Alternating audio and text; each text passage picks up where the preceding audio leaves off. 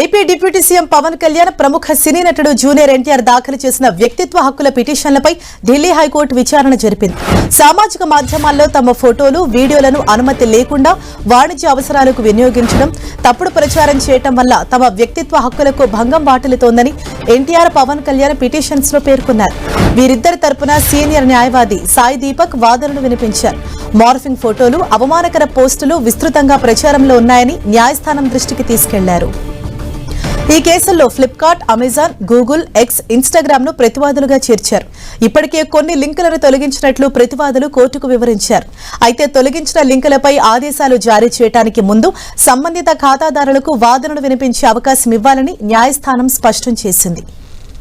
ఆ లింకులు అభిమానుల ఖాతాల నుంచి వచ్చినవని ఇన్స్టాగ్రామ్ నిరాకరణతో స్పష్టంగా పేర్కొనాలని జస్టిస్ మన్మీత్ ప్రీతం సింగ్ అరోరా ధర్మాసనం సూచించింది.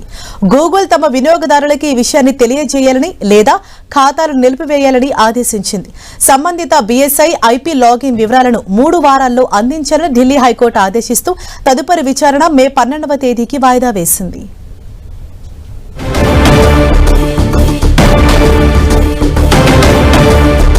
ఇదే విషయంపై మరింత సమాచారాన్ని ఢిల్లీ నుంచి మా ప్రతినిధి గోపి మనకు అందిస్తారు. గోపి, హర్ష, వ్యక్తిగత హక్కుల ఉల్లంఘన జరుగుతుందంటూ కూడా ఢిల్లీ హైకోర్టును సినీ నటులు జూనియర్ ఎన్టీఆర్, పవన్ కళ్యాణ్ ఆశ్రయించడం జరిగింది. ఇటు సోషల్ మీడియా మాధ్యమాలలో తమ పర్మిషన్ లేకుండానే తమ ఫొటోస్ను వాడుకుంటున్నారంటూ కూడా కోర్టులో పిటిషన్ దాఖలు చేయడం జరిగింది.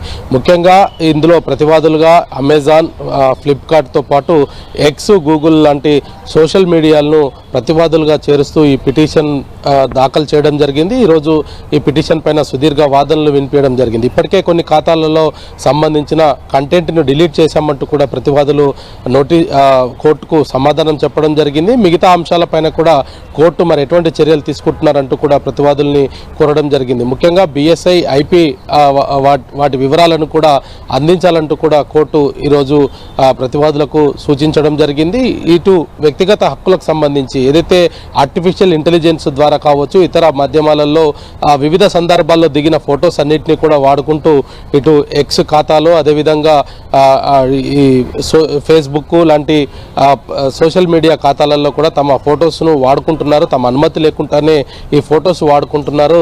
వివిధ కంటెంట్స్లో, అంటే వాళ్ళు ఏదైనా వివిధ కంటెంట్స్లో తమ ఫోటోను వాడుకోవడం వల్ల తమ వ్యక్తిత్వానికి కొంత ఇబ్బందులు కలిగే విధంగా ఈ యొక్క కంటెంట్ ఉంటున్నాయనేది కూడా ఈ పిటిషన్లో పేర్కోవడం జరిగింది. వీటన్నిటిపైన కూడా ఈరోజు ఢిల్లీ హైకోర్టులో సుదీర్ఘ వాదనలు వినిపించడం జరిగింది. అయితే వ్యక్తిత్వ హక్కులకు సంబంధించి గతంలో కూడా అనేక మంది సినీ ప్రముఖులు, క్రికెటర్స్, ఈరోజు సునీల్ గవాస్కర్ పిటిషన్ కూడా ఈ సందర్భంగా ప్రస్తావనకు రావడం జరిగింది. ఇతర క్రికెటర్స్, సెలబ్రిటీస్ ఎవరైతే తమ ఫొటోస్ను వాడుకుంటున్నారో వారంతా కూడా ఆ కంటెంట్లో తమని సంప్రదించిన తర్వాతే ఈ యొక్క తమ ఫొటోస్ను సోషల్ మీడియాలో వాడుకోవాల్సిందిగా కూడా కోరడం జరిగింది. అయితే వీటన్నిటిపైన కూడా ఇటు ఫ్లిప్కార్ట్, అమెజాన్కి సంబంధించిన ఏదైతే మాధ్యమాలతో పాటు ఇటు ఎక్స్ ఖాతా వేదికకు, ఎక్స్ ఖాతాలో కూడా ఇప్పటికే అనేక కంటెంట్ని కూడా డిలీట్ చేశామనేది కూడా ఎక్స్ తరపున న్యాయవాదులు కూడా కోర్టుకు